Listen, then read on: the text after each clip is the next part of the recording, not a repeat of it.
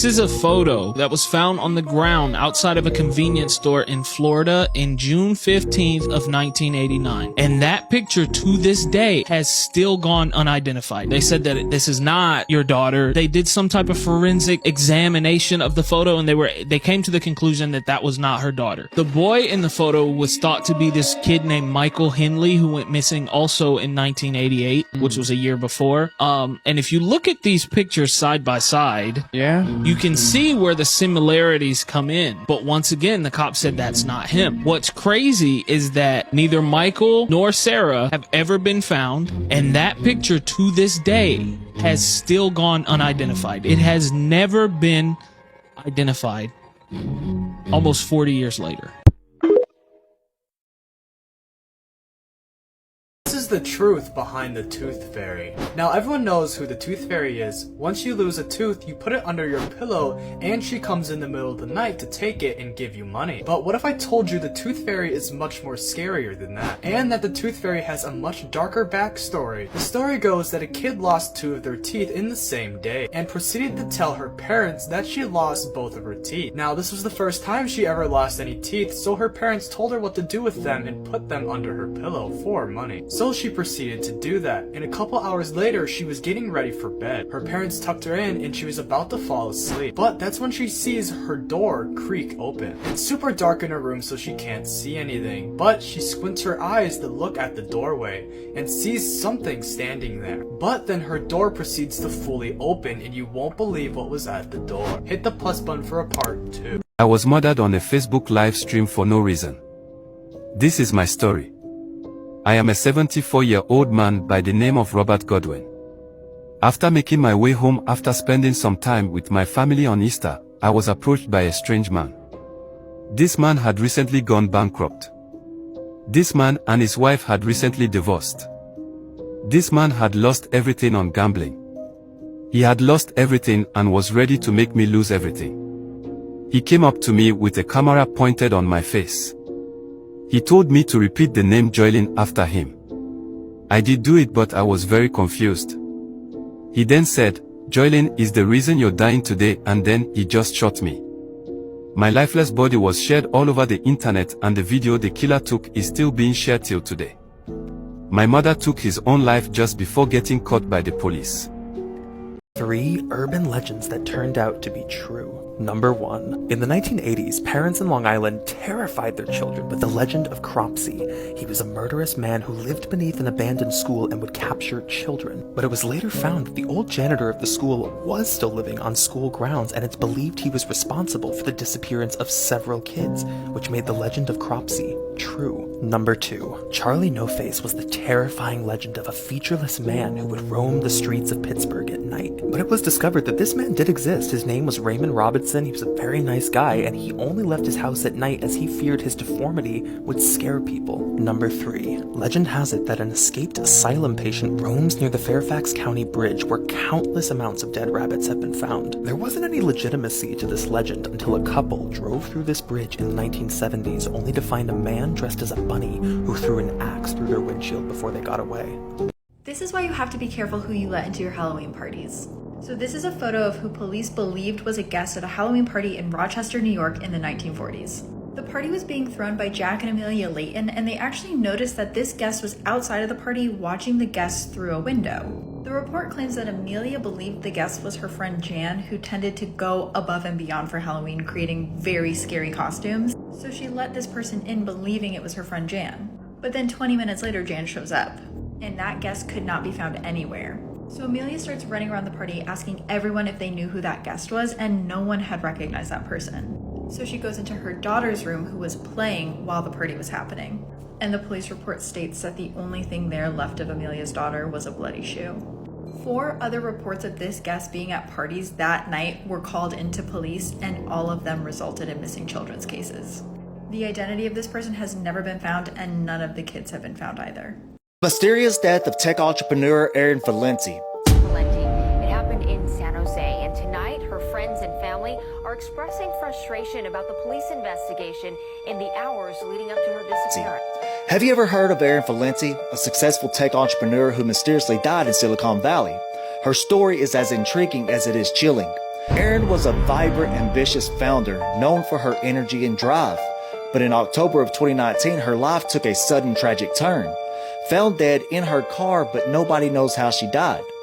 Erin's last phone call was filled with confusion and strange statements like, "It's a game, we're in the Matrix." And then she vanished, only to be found dead days later. No signs of physical harm, so what really happened to Erin Valenti? Despite investigations, her cause of death remains unknown, fueling speculation and conspiracy theories. A successful entrepreneur's life cut short, leaving behind a trail of questions and a legacy of mystery. Normal-looking photos that have a disturbing backstory. On Christmas Day in 1929, Charlie Lawson would murder his wife, 6 of his 7 children, and take his own life. This photo shows a nice, large family vacationing in Sweden in the 70s. The kid in the brown shirt, however, is a 14-year-old boy named Osama. Years later, Osama bin Laden founded the pan-Islamic militant group Al-Qaeda and was responsible for the 9/11 attacks. This is the last known photo ever taken of comedian Robin Williams. It was captured October 8th, 2014, just one day before he took his own life. This rare picture shows a man playing with kids in his neighborhood. If you don't recognize him, this is one of America's most infamous serial killers, Ted Bundy. This photo shows Michael and Susan Kuhnhausen after being married for 18 years. In 2006, Michael hired a hitman to kill his wife. However, Susan choked the man with her bare hands, saying, "Tell me who sent you here, and I'll call you an ambulance." This is another part in my series about accidents that have happened in national parks. And today I want to talk about Half Dome, which is one of the top 5 most dangerous things in any national park. And a reminder to check out my podcast if you're interested in this stuff. So the hike up Half Dome is probably one of the most terrifying things that people are allowed to do in a national park. The hike is about 16 miles long and it goes up 5,000 feet. And a lot of the hike is on flat rock, which is why you don't really want to do it when it's raining or when there's any weather. The craziest part of the hike is where you go up almost vertically with just these cables to guide you. This is the part where people fall off. In 2007, Hirofumi Nohara was hiking this with his friends when he fell. It was completely dry that day, which was why it was kind of weird that he fell. Basically, his leg slipped and caught on one of these poles, which spun him around, and then he cascaded down the side of the rock. He fell about 300 feet, and everyone that was in line climbing this part just had to watch it happen. They couldn't do anything. He was only 150 feet from the top when it happened too. It's crazy dangerous, but it also looks beautiful, so would you ever do this hike? You won't believe what this woman did. In 1972, a woman appeared in a Los Angeles hospital wearing nothing but a white dress covered in red liquid. But this wasn't an ordinary woman. Her face almost looked like a mannequin. She did not have any eyebrows, and her face was smeared in makeup. It even gets creepier, because the woman had a kitten in her mouth. She threw it on the floor and collapsed. She was then rushed into a hospital room. She was completely calm, expressionless, and motionless. However, when it was time to sedate her, she lashed out, and 2 nurses had to hold her down. The doctor asked her, "What are you?" She then turned to the doctor and smiled, revealing that she did not have normal human teeth. She had razor-sharp teeth. She signaled him down to her as if to whisper in his ear. She then attacked him, and while he lay on the floor suffering, she leaned over top of him and said, "I am God." She has never been seen since then. I'm not kidding when I say one of the weirdest mysteries I've ever heard about just got solved. So for 4 years in Brooklyn, this one community was tormented by a serial litterer. And I'm not talking about like throwing napkins on the ground. No, every Sunday for the last 4 years, someone was ripping thousands of pages out of books and just littering them everywhere. And they were like weird, like it'd be entire sections of the Bible spread out throughout the streets. People said they found X-rated images from magazines in the 70s. And sometimes there were like passages highlighted, so people thought it was maybe some sort of code. And no one knew who it was or if it was even intentional until this video, where you can see someone deliberately throwing the pages outside of their car. And then once people realize it's intentional, it's like, okay, is this some sort of like fetish? And finally, one neighbor's like, I have to figure out who this is. So they do multiple overnight stakeouts just sitting in the street. And they figure out who it was. It was a cop. It was this cop, John Trasinski. He had apparently gotten in trouble for littering before and lost 1 vacation day over it, which kinda actually makes me think that it was a fetish thing. Anyways, if you like weird dark stuff, you'll probably like my podcast. In this video, you learn about a disease that makes people crazy. Hey, what's going on, guys? Patient 1 and 2 brought to the emergency room on the same day. Stage 1, week 1. Alright, dude. Patients begin to smile with some resistance. Stage 2, week 2. Holy crap. First of all, bro on the right lost his hair. Faces begin to contort to a wide grin. Patient's behavior becomes predatory, so this is when they become dangerous.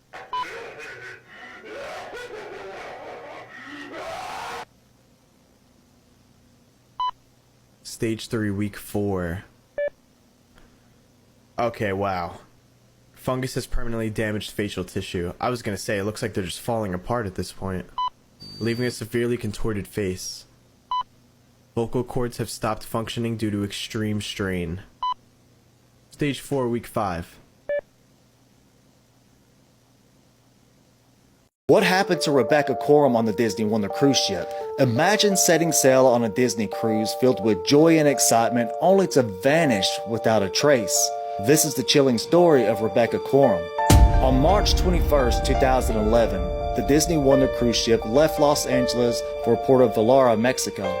Among the crew was 24-year-old Rebecca Coram from Chester, England. She was a cheerful young woman who worked with the children on board. But as the ship sailed towards the horizon, Rebecca was about to disappear, leaving behind a mystery that remains unsolved. Rebecca was last seen on CCTV footage from the crew lounge, visibly upset and engaged in a tense conversation over the phone. Assuring a concerned crew member that she was just fine, she hung up the phone and walked off, never to be seen again. But what happened next raises more questions than answers. Despite the extensive search by the U.S. Coast Guard and the Mexican Navy, Rebecca was nowhere to be found. The investigation was filled with missteps and inconsistencies, leading many to question if the truth about Rebecca's disappearance is being concealed. What really happened to Rebecca Coram on that fateful trip? Mystery continues to haunt us.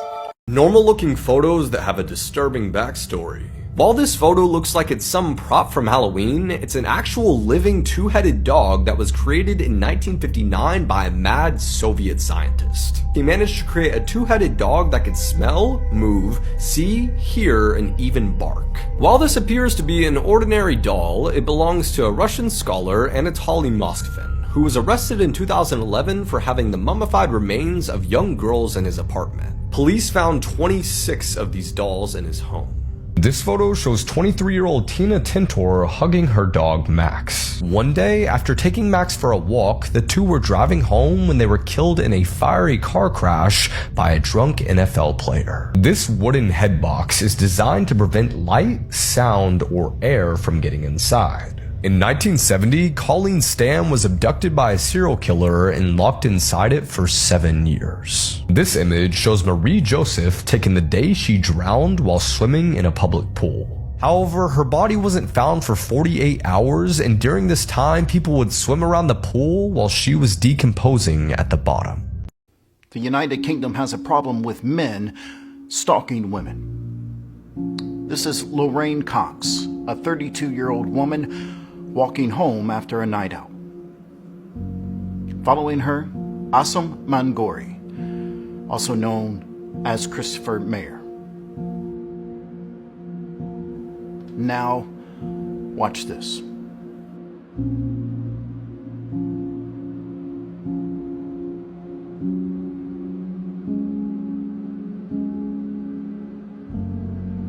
Lorraine does a good job at staying calm, but it isn't enough, and this would be the last time she is seen. And now, a few days later, and guess who's inside that bag?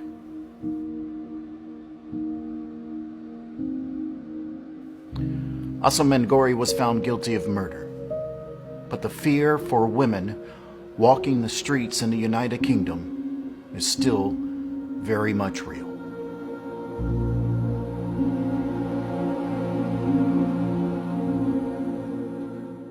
We need to talk about this photo. This photo was discovered by a single mother who recently bought a new phone. She came home, placed her phone on the table, and started watching TV. But soon after that, her son found the phone and asked to play with it. She agreed, thinking nothing unusual was gonna happen. But around 11 p.m. that same night, the mother decided it was time to go to bed. Strangely though, she found her son already in bed, which was very unusual for him. Normally, he'd want to stay up a lot longer. That's when she noticed her new phone was still in her son's hands. So she took it from him and unlocked the phone. At first, only seeing some minor changes. He changed the background on her phone and took a few pictures around the house, nothing too alarming. But since the photos seemed random, she started deleting them. Until she saw something that shocked her. This was the last photo on her camera roll, showing her son sleeping, but the photo was taken by someone else above him. Follow for more stories. Never open your door to a child at night, especially if their eyes are pitch black.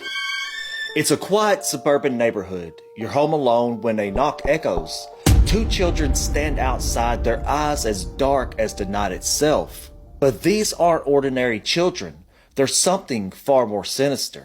They ask to come in, their voices monotone. You feel an inexplicable dread. Reports suggest that they bring misfortune, even death, to those who let them in. You're about to close the door when one says, "We won't hurt you." Remember, never let the black-eyed children in. Beware of late-night walks in the woods. You never know what you might step on. In the dead of night, a young couple ventured into the dense forest. An eerie feeling crept over the man, but his girlfriend brushed it off. One evening, they watched an interview with a death row inmate. He recounted a night when a couple unknowingly stumbled upon his freshly committed crime in the woods. Their blood ran cold as the inmate revealed his identity, Ted Bundy. The couple was left haunted, realizing they had walked over a victim's body with a notorious killer lurking nearby. Always remember, the woods at night hide more than just the shadows. In 2017, an old woman who lived alone thought she saw something strange in her backyard. She went to the window to take a look. As she looked, she saw a shadowy figure standing outside. Scared, she watched the figure while calling the police, but when she hung up, the figure was gone. The police arrived and found her front door unlocked. They went in and saw her still sitting by the window. They searched the backyard but found nothing. When they checked inside the house, they found big footprints that weren't hers on the first floor. That's when they figured out what happened. The woman wasn't seeing a shadowy figure outside. She was seeing the reflection of someone who was in the room with her. Stop. Stop scrolling if you want to know my terrible story. I was murdered by a 6-year-old friend over a piece of scrap metal. My name is Cecil Van Hoos, and this is my story. At the time of the incident, I am 8 years old and live in a mining town in eastern Kentucky. I have a friend named Carl Newton Mahan, who is 6 years old, and we play together very often. But everything changes on May 18th, 1929. On the day, we argue over a piece of scrap metal that we want to sell to a junk dealer for some money. Life is tough during the time, and people are struggling to survive. We find a piece of scrap metal, but I snatch it from his hands and cheese him. Carl runs back to his house, climbs onto a chair, disassembles his father's double-barreled shotgun kept above the door, and then comes back outside. He shouts at me, "I'm going to shoot you," and pulls the trigger. Little did he know, in a matter of minutes, he becomes the youngest murderer in history. During the trial, which takes place less than a week after this tragedy, Carl tells the story, lies down on the attorney's table, and falls asleep from time to time. After 30 minutes of deliberation, he is found guilty of the lesser charge of involuntary manslaughter. Carl is sentenced to 15 years in a correctional school. I am handed back to my parents in exchange for a $500 bond. Some people think it's too much, while others think it's not enough. Legal appeals follow. Eventually, a circuit court judge overturns the conviction and issues a brief ban preventing Carl from being sent to the reform school. Experts and psychologists disagree on whether Carl is a killer or a victim of circumstances and whether he has a grasp of right and wrong. The environment in which he grew up is also taken into account. In the end, Carl gets away with no further consequences and stays with his parents. He moves to Jefferson County, and Carl passes away in 1958 at the age of 35. Since this incident, the United States has established complex and evolving juvenile delinquency codes. We need to talk about this photo. This is what showed up in Emma's house over and over again, asking her the same question every time. The first time Emma saw this creature, she was in 4th grade. She heard a loud noise in her bedroom, followed by faint scratching sounds. She jumped out of her bed and tried to run into her mom's room, and that's when she saw it. Slowly, it moved towards her, its mouth stretching wide open, asking her one question: how old are you? Emma told this creature her age, and it replied, not yet. But the terrifying thing is, this creature came back over and over again. No matter where she moved, every 4 years this creature would appear in Emma's house. Her mother never believed her, saying it was just a recurring nightmare. But Emma knew something was targeting her, waiting for the right moment. And on the night before her 18th birthday, she was proven right. That night, this creature appeared again, but this time it said something different. It asked Emma, how old are you? And she replied 17. The creature then stood silently before croaking out the words, next time. Emma turns 21 soon, and she's been up every night, paranoid and terrified that any time now she'll find out exactly what the creature meant when it said next time. Like and follow for more.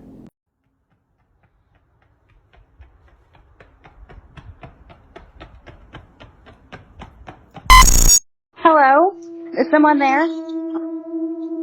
Yes, this is Officer Sarver with Cardinal Police Department. Hi. What can I help you with? Yeah, are you there? Yes, I just chased the subject around your house, and I was making sure he wouldn't have came in here. Do you guys have any kids? No, we don't have any kids. And is there any younger adults that stay here? It's just me and my husband. We both work during the day. Okay. Do I need to come Okay, home? well, thank you. I appreciate it. No, you're fine. All right. Well, if you could check, see if your camera picked up any motion. We're looking for a subject in a red t-shirt. Okay. Give me a second. He's in my trash can. He's in my dumpster in my backyard. He's in my trash can by my garage. The cops are at my front door. There's a... Hey! Open that lid!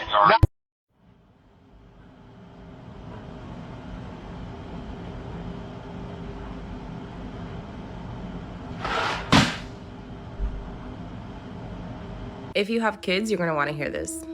I don't make my kids scrub toilets or do any crazy chores around the house because those are my jobs. But I do ask them to do simple things. Throw away their garbage in their bathroom, take out the garbage outside, make their bed, pick up their toy. Well, this mom in New Orleans told her 11-year-old child to go outside and toss the garbage. Tell me how there was a car outside trying to lure this kid into the vehicle. There was a green Dodge Charger outside trying to make this kid get into the vehicle. And the kid was like, what the heck? Like, absolutely not. But the woman inside the vehicle, okay, started waving to the kid like, get in, get in, get in. So the kid at this point, poor kiddo, okay, is freaked out. He comes inside the house with the trash. He never even got to put the trash out. The mom knew that something was wrong. She looks outside, the car literally sped off. But this is the worst part. In one of my stories, I had talked about how I had called the police and the police literally put me on hold. The operator was like, please hold. Literally.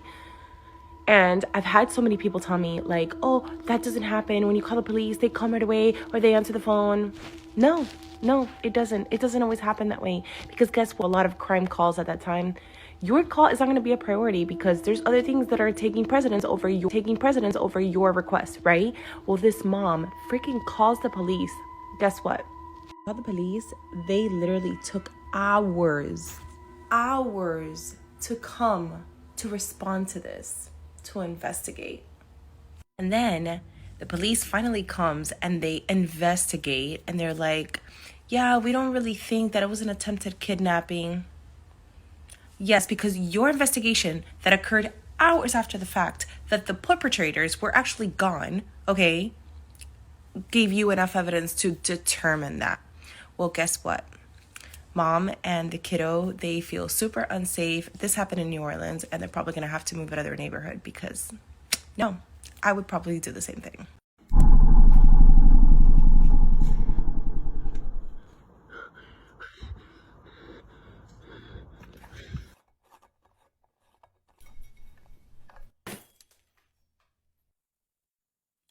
This is the longest true horrifying story episode. This episode is worth the time. The story took place in Nador, Morocco in the year 2015. The story was submitted by Ilyas. Back in 2015, Ilyas was an 18-year-old Moroccan Muslim that lived in Norway. One night, Ilyas was back in Morocco visiting family, and he stayed up late watching a movie at home till 3 in the morning. The living room was very warm, so he got up to open the window for fresh air. As he was at the window, being at the 4th floor in that building, he looks down, and the street was dark and empty, but there was one man wearing black from head to toe with a hood covering his face. He wasn't sure why that man was outside at that time. He looked away, but then peeked one last time out of curiosity. When he looked at him again, the man had his hands on a building's wall. He was strangely just feeling the wall, and out of nowhere, the man vanishes through that wall. He rubbed his eyes in disbelief after what he just witnessed. Ilyas swears that there was no door in that spot. It was just physically impossible. He forgets about this after a while and then flies back to Norway. 6 months later, in Norway, Ilyas experiences his first ever sleep paralysis, which in Islam is known as Jathum. He vividly remembers having a conversation with a dark figure, and his mom also witnessed him speak in his sleep. He woke up after the paralysis with swollen feet and rashes all over his body. They rushed to the ER, and none of the doctors could diagnose what caused his body to react that way. He was finally discharged after treatment, but after that day, Ilyas was never the same person. He always acted differently. He was antisocial. He was distant from people, and his mom always told him that he needed ruqya. A few months later, they fly back to Morocco for the next holiday season. He was always against his mother's ruqya idea. However, he decided to fight his thoughts and do it. He had a cousin that was also suffering, and she visited a raqi in Morocco quite regularly. So they went together with both of their moms. When they reached, they sat down and waited for their session. Ilyas could hear the raqi in the other room, and he felt extremely uneasy and started to sweat. The Quran recitation, the ruqya, the sounds, made him not even want to look at that direction. He was angry. He went outside for a moment to gain back his senses until their turn finally reached. The raqi called them in and started. Ilyas's cousin immediately started reacting horribly when the Quran started. She was screaming so loud. Ilyas started losing senses throughout his entire body. He was sweating, he was unable to move, and he was shouting from fear. He does pray, and he does read Quran, but he was so confused as to why he was screaming. He felt like he was being tortured. The slightest pinch from the raqi felt like it was a knife stab. It was very powerful, and this is where he felt a jinn's presence inside of him. The following night was the most horrific night for Ilyas. For a whole week, the man was not able to sleep alone, and he would get mentally abused by these demons haunting him. Weeks go by. Ilyas started getting demonic thoughts of harming his own family. He hated everyone. When he would look at his own sister, her face would seem distorted to him. He knows these beings are playing with his head. His whole life turned upside down. He would regularly think of harming his own family, but luckily, he never did. A few months later, Ilyas was back in Norway, and life was back to normal. He was relieved that he was in a good state of mind and that the horror was over. At the time, he worked at a local grocery store. After a Christmas celebration at work, which he did not participate in, it was late at night. He was walking one of his colleagues back home from work. She was a young woman, and she was scared to walk alone. After they reached outside her place, she asked him, "Where's that other girl that was with us?" "What girl?" Elias asked. "There was no one there. It was just you and I." She swore that there was another woman with black hair, pale skin, standing next to him the whole time, staring at Elias's colleague with anger. Even though this entity gave Elias a break, this jinn was still around, haunting everyone that has intentions towards Elias.